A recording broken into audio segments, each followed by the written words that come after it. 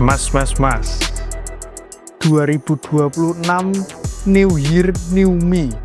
Saya beli sepatu baru, saya makan bersih, saya sudah membership gym. Pokoknya resolusi tahunan saya hidup sehat.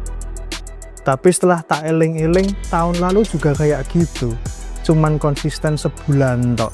Sebulan sehat, Februari sampai November itu merenungi, kok aku nggak bisa konsisten ya. Desember semangat lagi tapi. Nah, caranya gitu mas, biar saya beneran tahun depan bisa six pack, dapat pacar. Pokoknya harus konsisten nih piye mas caranya. Mumet ya aku. Kamu kalau lebaran juga konsisten ditanyain kapan rapi ora? Nah, ya itu sih. Betul, konsistensi yang sama. Itu menarik ya. Sebuah acara sosial yang orang bisa kemudian menafikannya. Apa tuh tahun baru, apa bedanya dengan hari biasa? Waktunya tetap sama kok. Atau lebaran, ngapa sih maaf-maafan, harus lebaran tiap hari bisa maaf-maafan kok. Good, apa nggak salah juga. Tapi ada sudut pandang yang lain juga yang menarik, bahwa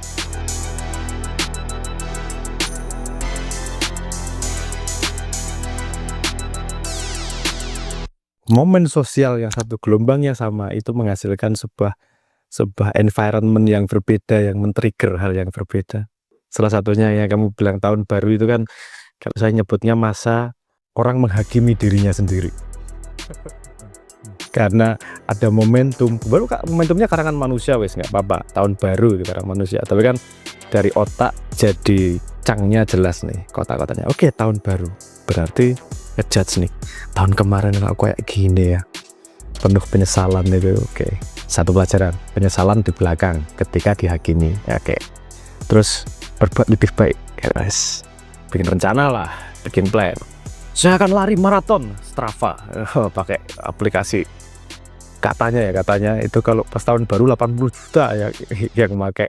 2 minggu kemudian drop, tinggal sangat sedikit sisanya, biro. Fenomenanya jadi menarik. Kenapa ya resolusi tahun baru itu kita punya fenomena yang mirip? Gimana kita menyesal, bikin plan luar biasa, gagal lagi untuk diulangi tahun depan lagi. Ini sangat menarik untuk kita analisis apa yang terjadi, dan kemudian kalau kita tahu mekaniknya, mungkin kita bisa membuat sebuah metodologi agar itu tidak terjadi lagi. Tadi berangkatnya dari penyesalan datang dari penghakiman. Kalau nggak ada tahun baru, mungkin kamu tidak ada punya momentum didorong oleh lingkungan untuk menghakimi dirimu sendiri, karena jarang terjadi penghakiman pada tanggal 18 Agustus gitu kan, agak nggak wajar itu. Wah, tahun ini kenapa ya? Karena memang konvensi itu membantu kita untuk mereview ulang, waktu yang tepat untuk mereview ulang, ada sesuatu yang baru, tak memulai lebih baik. Bikinlah resolusi. Apa yang merasa kurang kemarin, pengen memperbaiki diri. Dapat dopamin. Langsung bikin plan itu dapat dopamin. Karena kita punya imajinasi sesuatu yang lebih baik, memperbaiki, grow, baru plan aja udah dapat hadiah di otak.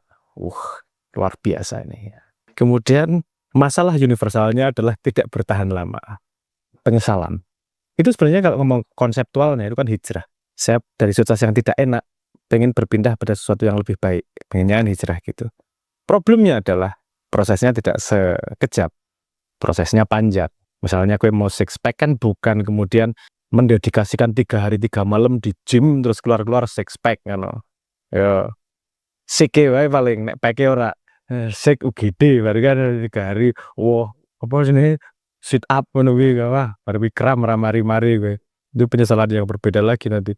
Kan ini dibutuhkan kemudian kalau mau six pack itu kan konsistensi. Nah, konsistensi waktunya panjang. Yang terjadi adalah penyesalannya ini kan di-trigger oleh situasi, kamu punya penyesalan, pengen memperbaiki, kemudian ketika proses memperbaiki, penyesalannya kan semakin dinormalisasi. Kamu konsentrasinya tidak lagi pada kesakitan menyesali diri, tapi kesakitan menjalani untuk memperbaiki. Ya. Dan satu lagi, ada satu komponen yang kita perlu perhatikan. Untuk bisa menjalankan program itu, dan kita mau memperbaiki diri, itu kan kita butuh willpower. Dan manusia kadang-kadang overestimate willpower-nya. Bisa aku, mampu. Kasih sebulan. Kenapa sebulan itu jadi bermasalah? Willpower kalau datangnya dari luar, itu butuh trigger.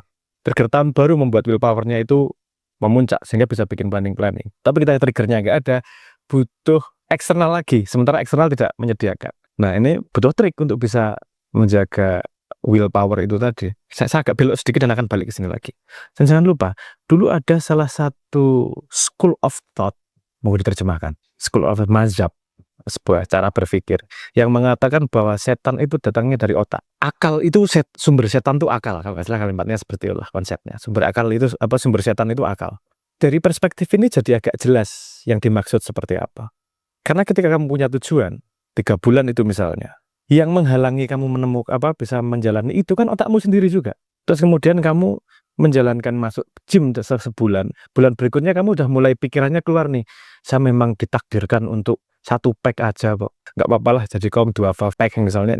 Itu bagaimana si akal otak itu sendiri menjadi setanmu sendiri. Willpowermu hancur karena itu, karena otak punya kemampuan untuk membuat alasan agar kamu bisa tidak melakukan apa yang kamu rencanakan.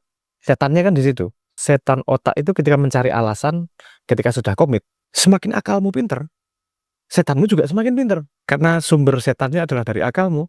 Terus gimana caranya? Kan tadi kan salah satu pertanyaanmu gimana caranya. Nah ini kita ngomong mekanik ini perlu mempelajari lebih jauh bagaimana ngetrik diri sendiri. Itu mungkin sepertinya agak kata-kata punya insinuasi negatif ya. Tapi gini, gunanya akal adalah melihat kebiasaan tubuh dan membuat sebuah kebiasaan atau trik agar tubuh bisa terarah pada sesuai yang dibayangkan oleh akal. Ya makanya perlunya guna mekanik kan, pemahaman mekanik itu, agar kita bisa ngetriki dalam tanda petik badan kita sendiri untuk ke arah yang kita inginkan. Oke, kita analisis baseline mekaniknya. Bahwa willpower itu tidak bisa diandalkan stabil setiap saat, apalagi kalau dari luar sumbernya. Katakanlah kita cuma punya 10% dari dalam, 90% dari luar. Dari luar itu ya bisa jadi tahun baru itu, atau diajak temennya, atau patah hati. Lihat orang yang patah hati juga jalan keluarnya pasti, aku harus improve, lebih baik diriku. Hijrah dari keadaan yang tidak enak ke keadaan yang enak. Tapi pada hatinya hilang ya nggak diterusin, sama aja fenomenanya. Balik lagi tadi, katakanlah kita hanya punya 10% willpower nih, sedikit banyak willpower dari dalam. Terus gimana kita bisa menjalankan resolusi 1 tahun dengan willpower yang sangat sedikit? Caranya gimana? Kita analisis sedikit. Perubahan itu terjadi, yang diperlukan kan kelakuan-kelakuan kecil yang terus-menerus kita jalankan. Dan kalau kita jalankan terus-menerus, artinya kita sudah tahu harus menjalankan apa. Kan gitu. Jadi, path-nya itu bukan tahun baru, menyesal, bikin rencana, terus kemudian dijalankan rencana itu berdasarkan willpower. Karena nggak akan jauh. Willpowermu tuh lemah. Coba diingat pengalamanmu dulu. Ketika patah hati, terus ke gym, terus ketemu cewek lain, ya jadi bukan gymnya, urusannya jadi cewek lain ya kan. Belok gitu aja langsung belok arah-arahnya. Willpower itu jangan diandalkan, apalagi kita cuma sedikit. Beda. Orang yang sudah tahu trik bagaimana membuat eksternal motif itu menjadi internal motif, itu cerita lain. Kalau memang sudah bisa pakai trik itu, semua udah selesai. Biasanya itu kalimatnya pendek aja ya. Those who knows why can bear anyhow. Dia yang tahu ngapa melakukan dan ingat terus ngapanya, itu dia akan bisa melalui apapun. Karena cita-citanya dia pegang, ngapa dia ngelakuin ini. Ada yang itu membuat itu menjadi internal power. Karena dia tahu melakukan sesuatu untuk apa, diingat-ingat terus dan dijadikan fondasi dalam hidupnya. Itu dan triknya adalah memperbesar willpower-nya dia agar besar, bisa carry out plan-nya itu. Untuk kita mortal ini, yang willpower-nya cuma segede kelenteng, niat di awal besar banget, besok sudah lupa, yang bisa kita lakukan adalah memanfaatkan ketika niatnya sangat besar. Terus switch mindset-nya. Gimana itu? Oke, balik lagi. Ketika kamu pengen 6 pack, yang kamu buat bukanlah plan. Yang kamu buat adalah sistem. Aku Senin, Selasa, Rabu, hari ini ke gym, ngurus perut, besok ngurus core, otot tangan, kaki, makannya harus begini. Dah. Write it in a system. Otak akalnya hanya dipakai ketika membuat sistem tersebut. Karena kalau plan itu cuma tulisan aja nih, butuh willpower untuk menjalankan. Sistem itu adalah ketika kamu sudah punya rutinitas life cycle nih, di-clean-kan gitu. Tulis sistemnya seperti apa, life cycle-nya dalam 1 tahun itu. Pokoknya per minggu kayak per bulan kayak whatever, tapi ada sistemnya. Setelah sistemnya itu jadi, hilangkan semua pikiran dan akalmu tentang sistem tersebut. That's it. Buang semua pertimbangan. Mode berikutnya adalah mode fanatik.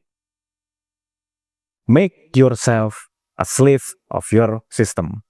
Dah. Karena kita cuma punya willpower 10% segede kelenteng itu tadi, itu dipakai hanya dalam 1 poin aja nih. Poinnya adalah saya fanatik sama sistem ini. Nggak perlu tahu kenapa, nggak perlu tahu alasannya apa, nothing, nggak ada alasan apapun kecuali fanatik sama sistem ini. Harga dirimu adalah pada fanatisme terhadap sistem yang kamu buat sendiri. Nah, jadi kadang-kadang kalau kata fanatik itu dikatakan selalu buruk, nggak juga, saya nggak setuju. Karena dalam situasi kayak gini, mekanisme fanatik itu penting. Kalau bahasa yang lebih halus ya, yang bisa di-quote ya. Ketika di awal-awal, kamu bikin plan, bikin sistemnya, dan selesaikan hatimu pada sistem itu. Hati yang selesai tidak akan bertanya lagi sistemnya seperti apa. Dia kekuatan yang sedikit hanya digunakan memastikan bahwa dirinya fanatik pada sistem yang udah dibuat. That's it. Itu awal-awalnya mungkin berat. Awal bikin sistem berat banget.